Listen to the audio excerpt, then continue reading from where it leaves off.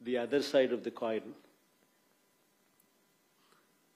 అంటే నాణ్యానికి ఇటువైపున. ఎందుకనంటే మాకు ఈనాడు లేదు, ఆంధ్రజ్యోతి లేదు, TV5 లేదు, చంద్రబాబు నాయుడు మాదిరి ఎల్లో మీడియా అంతకన్నా లేదు. వారికున్న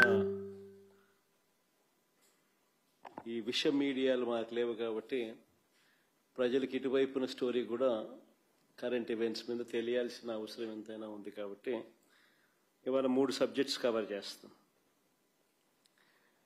ఇందులో మొట్టమొదటిది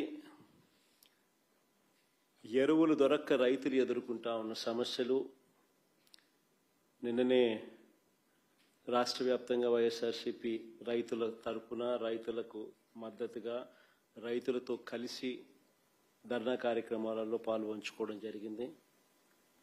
వాటికి సంబంధించిన వివరాలు.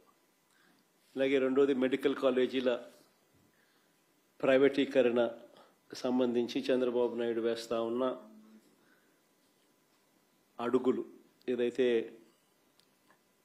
అన్యాయమైన అడుగులు ఏదైతే వేస్తా ఉన్నాడో, రాష్ట్రానికి తీరని నష్టం చేకూర్చి అడుగులు ఏదైతే వేస్తా ఉన్నాడో వాటికి సంబంధించిన రెండో టాపిక్.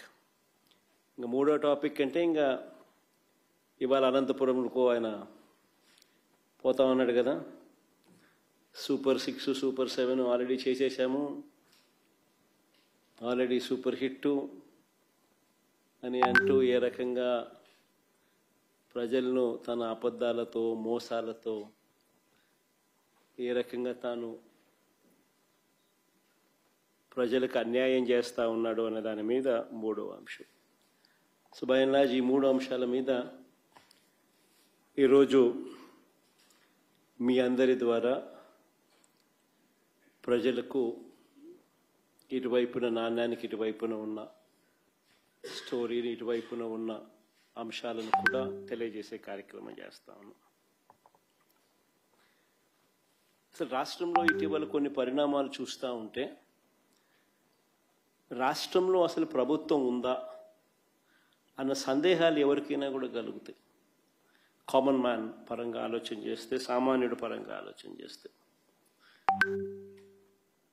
ఎందుకనంటే రాష్ట్రం అన్నది, ఒక గవర్నమెంట్ అన్నది చేయాల్సిన రొటీన్ కార్యక్రమాలు, చేయాల్సిన రొటీన్ బాధ్యతలు, maintenance of law and order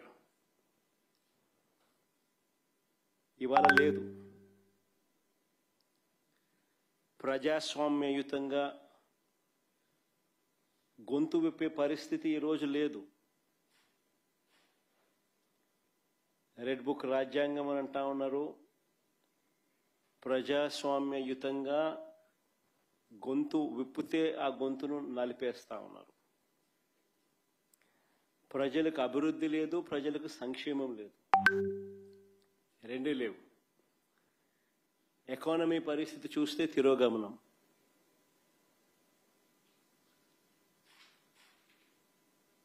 దేశంతో కంపేర్ చేస్తే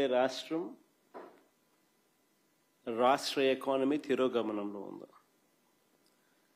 ప్రజలకు అందుబాటులో ఉండాల్సిన ఏ ప్రభుత్వమైనా ప్రజలకు తన కనీస ధర్మంగా అందుబాటులో ఉంచాల్సిన విద్య, వైద్యం, వ్యవసాయం ఈరోజు ప్రైవేట్ వ్యక్తుల దోపిడీకి ఈరోజు మన కళ్ళ ఎదుటే గురవుతా ఉన్నాయి. ఇవన్నీ ఒక రాష్ట్ర ప్రభుత్వం కనీస బాధ్యతలు ఇవన్నీ. కానీ అన్ఫార్చునేట్గా కనీస బాధ్యతలు కూడా ఈరోజు రాష్ట్ర ప్రభుత్వంలో కనపడని పరిస్థితులు. అందుకని అడుగుతా ఉన్నాం, అసలు ఈ రాష్ట్రంలో పాలన అనేది సాగుతూ ఉన్నది ప్రజల కోసం సాగుతూ ఉందా, లేకపోతే దోపిడీదారుల కోసం ఈ పాలన సాగుతూ ఉందా అన్నది నిజంగా అర్థం కాని విషయమే. ఒక క్వశ్చన్ మార్క్.